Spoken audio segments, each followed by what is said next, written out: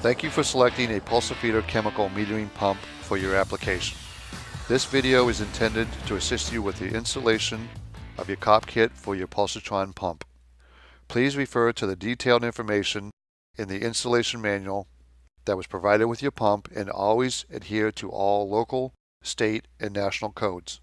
Also be sure to use appropriate personal protective equipment such as gloves and eye protection to keep you safe in the event of contact with your chemical. Depending on your application and operating conditions, it is recommended that you replace your KOPkit every 6 to 12 months. KOPkit stands for Keep On Pumping and will keep your pump performing at its optimum. On the top of your pump, you will find the serial number label. There you will see the KOPkit number just below the model number of your pump, or you can scan the QR code with your smartphone or tablet. The KOPkit you're installing should match the KOPkit number found on your pump serial number label. You will need to have your pump depressurized. Make sure relief tubing is connected to your bleed valve or 5-function valve if your pump is equipped with one, and tubing is inside your solution tank. Turn bleed valve counterclockwise until the pressure and liquid has drained back into your tank. Next, you should flush out the head of the pump, removing any chemical. Make sure any shutoff valves or cork stop and nozzle installed downstream of the injection valve have been shut off. Once the head has been flushed, wipe down the outside of pump if any chemical has dripped on the outside of the pump. While the pump is running, set the stroke length knob to 50%, then unplug the power cord. The KOPkit includes your entire wet end assembly. In your KOPkit is a head, a diaphragm, a deflection plate, a suction valve, a discharge valve, and mounting hardware including a secondary seal. To remove the pump's old liquid wet end, use a Phillips screwdriver and remove the 4 screws on the head and pull it straight off. Carefully grab the diaphragm outer edge and unscrew it counterclockwise. Please note the number of shims on your diaphragm shaft. There could be 1, 2, or no shims on some pump models. The correct number of shims will have to be reinstalled on your new diaphragm.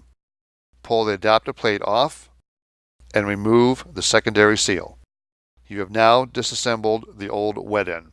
To reassemble your pump, install the new secondary seal onto the shaft and add a general purpose lubricant to the shaft. Install the adapter plate with the weep hole pointing down. Apply a thin film of lubricant to the areas of the diaphragm that contacts the deflection plate. Slide the deflection plate onto the diaphragm shaft, making sure the radius is towards the diaphragm. If your pump had shims on the old diaphragm shaft, place that same number on the shaft as well.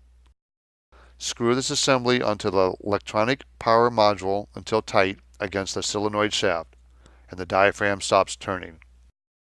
The arrows on the head, which indicate the direction of chemical flow, should always point up. Install your head with 4 screws by tightening them down with a Phillips screwdriver in a crisscross pattern.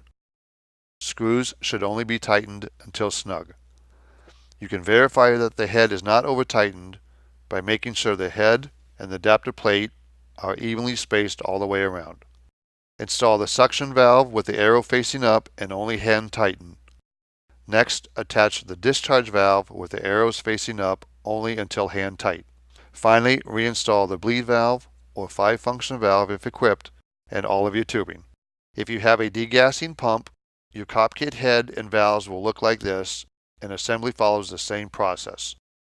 The suction valve is off the bottom of the head, the discharge valve off the right side, and the return degassing valve comes off the top of the head. You have successfully performed maintenance on your PULSAtron metering pump.